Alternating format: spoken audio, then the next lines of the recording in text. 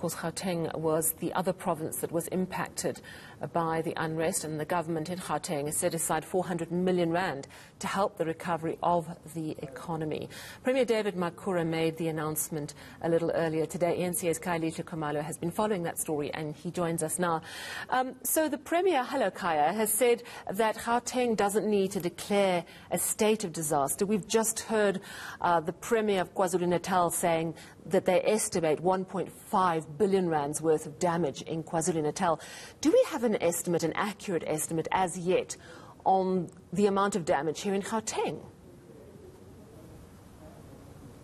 Well, that's right, Sally. So the number that has been provided by authorities here in Gauteng, it's about over 3 billion rand. Of course, they do talk about a number of infrastructure that was damaged, a number of properties as well in terms of the malls, 30 of them to be precise, in fact, and many other, just structures as well. But quite importantly, the issue as well is around the supply chains that were affected. But also when you look at the program of action that the officials have announced, it's really just targeting the recovery of the township economy, because when you look at the pattern of Gauteng, most of these malls that were affected are predominantly right in the townships. You look at Soweto, you look at some parts of Ekurhuleni, and some areas in Pretoria as well, areas like Mamelodi, among others. So there's going to be quite a lot of focus around the township economy, reviving it and making sure that it's able to recover, especially because over 14,000 jobs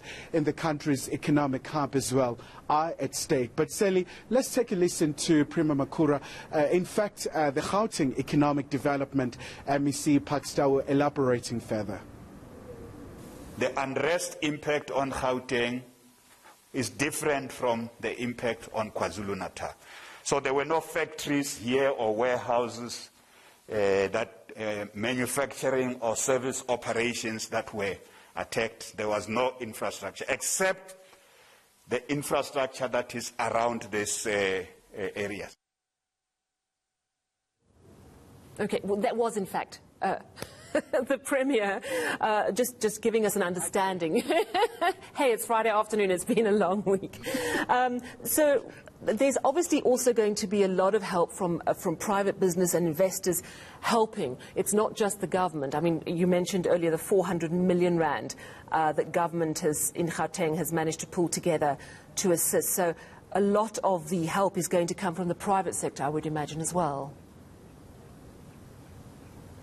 Well, precisely, Sally, especially because currently the government is seized with negotiations with so many entities in the private sector.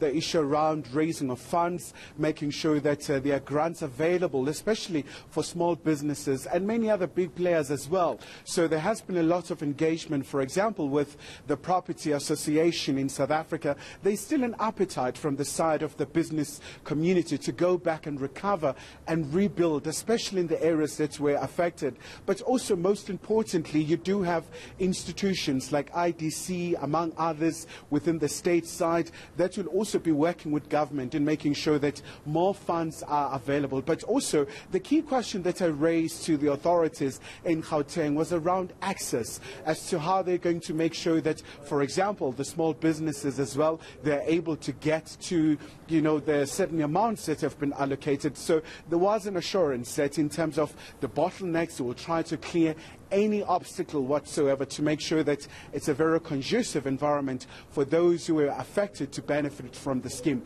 So once again, Sally, let's take a listen to this particular insight.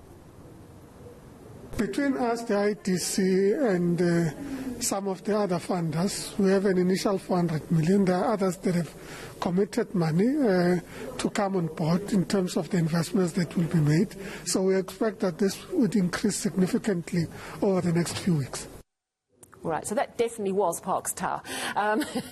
But just before I let you go, we must not forget, and we are over the third wave, but we are still seeing major pressure on our hospitals here in Gauteng with a lot of COVID patients, a lot of people sadly succumbing to the virus as well still. The Premier also had something to say about the worry of COVID infections rise again. Tell us more. Well, especially, Sally, because as much as the cases have dropped down quite dramatically, but now the concern is around the positivity rate. It's still high. It still ranges between 40% or thereabouts. So it's a major concern for health officials. But now the focus also is about ramping up their own mechanisms. For example, they're talking about expansion of the vaccination sites, but also there's a concern among the group of males between the age of 50 upwards. There is quite a lot of vaccine hesitancy there. Officials are really appealing to those individuals to go and get the jab.